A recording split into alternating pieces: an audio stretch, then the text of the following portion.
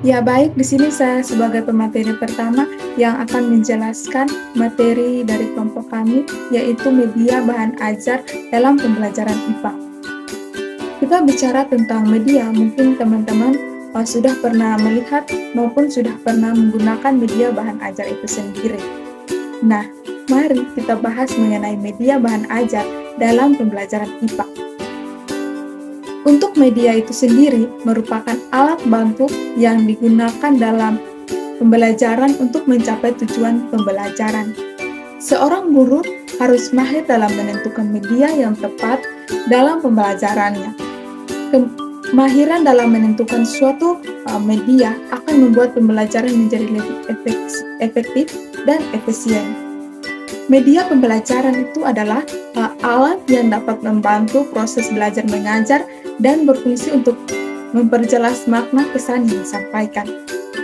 Tujuan pembelajaran dengan lebih baik dan sempurna. Mungkin banyaknya bentuk-bentuk media tersebut, maka guru harus dapat memilihnya dengan cermat sehingga dapat digunakan dengan tepat.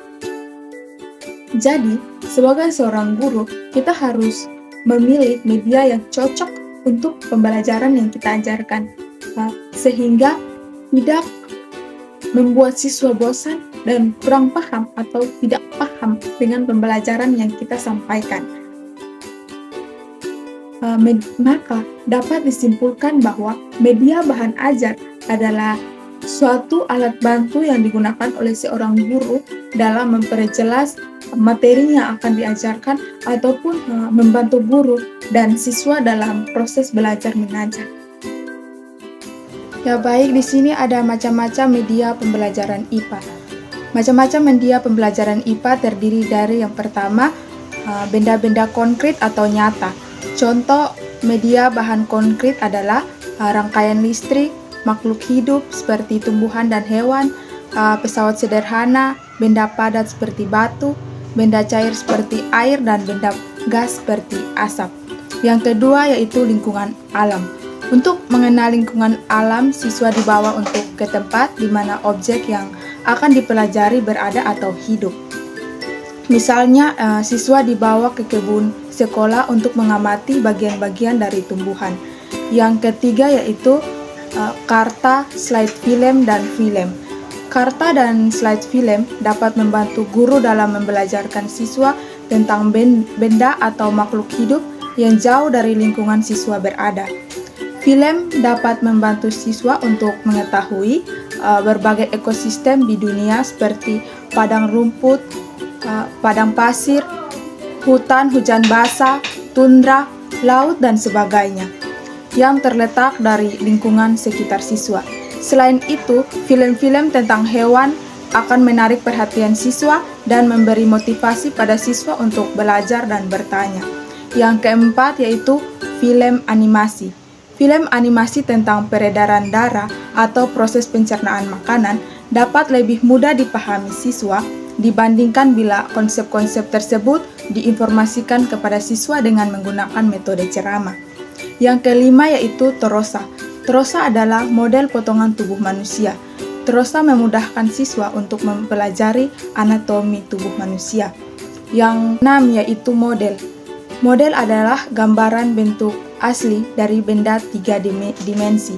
Misalnya, model paru-paru yang dapat dioperasikan oleh siswa agar memahami cara kerja paru-paru manusia dan apa yang menyebabkan paru-paru mengembang dan mengempis. Yang ketujuh yaitu infokus dan reflektor. Peralatan ini sering digunakan guru untuk membesarkan gambar dari benda transparan atau buku dan menjadi kamera yang dapat menggambarkan suasana dalam kelas.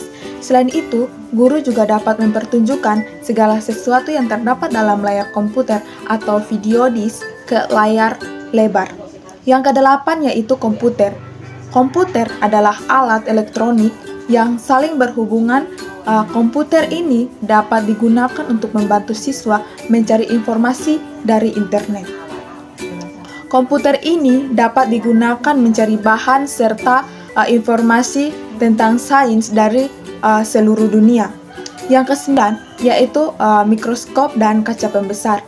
Mikroskop adalah alat yang digunakan untuk mempermudah mengamati objek-objek yang sulit diamati oleh mata telanjang.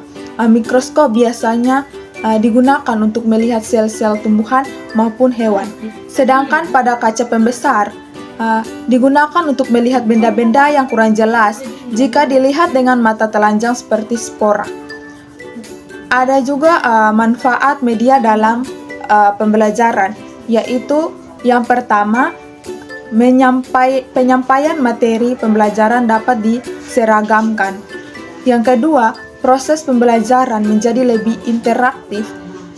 Dan yang ketiga, efisiensi dalam waktu dan tenaga. Yang keempat, meningkatkan kualitas hasil belajar siswa. Dan yang kelima, media memungkinkan proses belajar dapat dilakukan di mana saja dan kapan saja. Dan yang keenam, media dapat menumbuhkan sikap positif siswa terhadap materi dan proses belajar. Yang ketujuh atau yang terakhir, merubah peran guru ke arah yang lebih positif dan produktif. Demikian paparan materi dari saya. Terima kasih. Materi yang berikutnya adalah lembaran kerja peserta didik atau LKPD. Teman-teman pasti sudah pernah mendengar kata LKPD ataupun pernah mengerjakan LKPD. Jadi, apa sih sebenarnya itu LKPD? Pada kesempatan kali ini, saya akan menjelaskan tentang lembaran kerja peserta didik. Jadi, lembaran kerja peserta didik adalah bahan ajar yang sudah dikemas sedemikian rupa sehingga peserta didik diharapkan dapat mempelajari materi ajar tersebut secara mandiri ataupun individu. Lembaran kerja peserta didik berupa lembaran yang bertujuan untuk memacu dan membantu peserta didik melakukan kegiatan belajar dalam rangka menguasai pemahaman, keterampilan, dan sikap.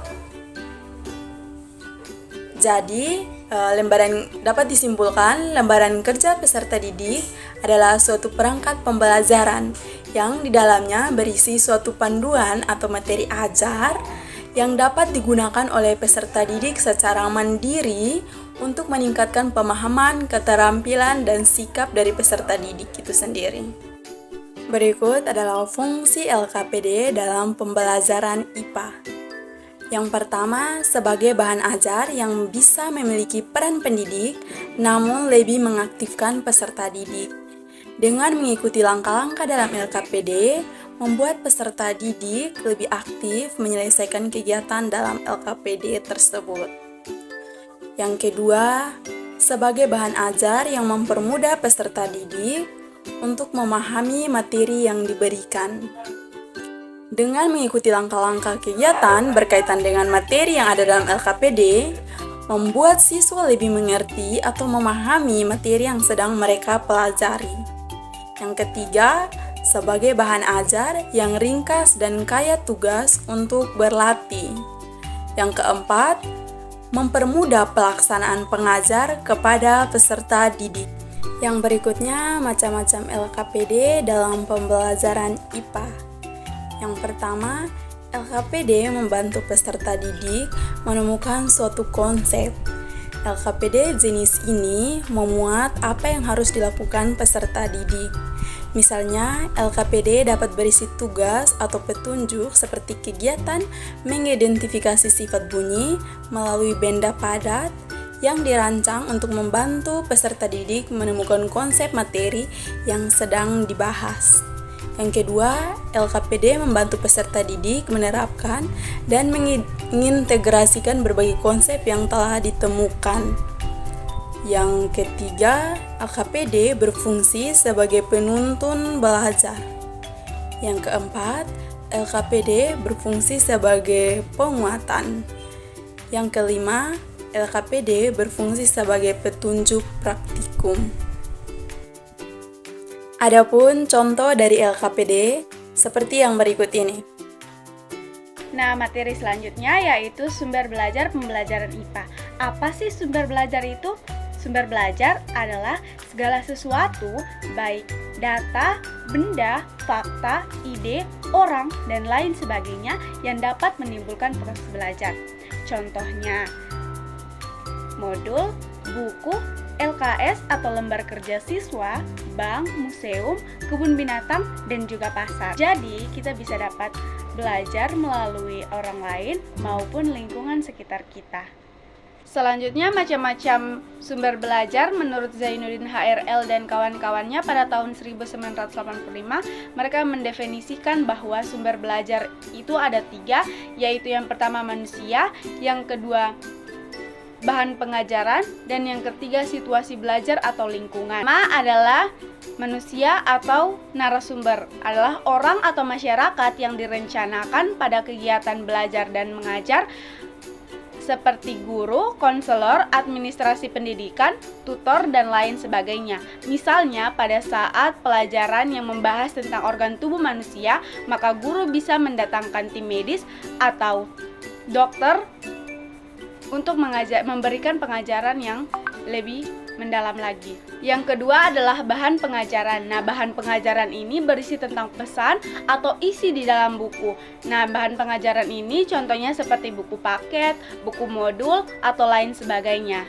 Ketiga adalah situasi belajar. Situasi belajar ini seperti tempat dan lingkungan belajar. Nah, situasi belajar yang kita gunakan selama ini yaitu ruangan kelas, perpustakaan, atau tempat-tempat lainnya yang memungkinkan kita untuk melakukan proses belajar. Berikutnya, bentuk-bentuk sumber belajar. Sumber belajar di sini yaitu bahan-bahan yang dimanfaatkan untuk membantu guru maupun peserta didik untuk mencapai tujuan belajar, yaitu yang pertama, manual, yakni buku yang menjadi petunjuk untuk melakukan suatu kegiatan. Yang kedua, buku-buku kerja, yaitu buku yang digunakan untuk melatih siswa dalam menjawab soal-soal. Yang ketiga adalah buku-buku acuan, yaitu buku atau bacaan yang menjadi acuan atau rujukan bahan pelajaran. Yang keempat adalah buku-buku teks, yaitu buku yang menjadi pegangan dalam belajar. Dan yang kelima adalah modul, yakni buku atau perangkat lunak dalam proses belajar.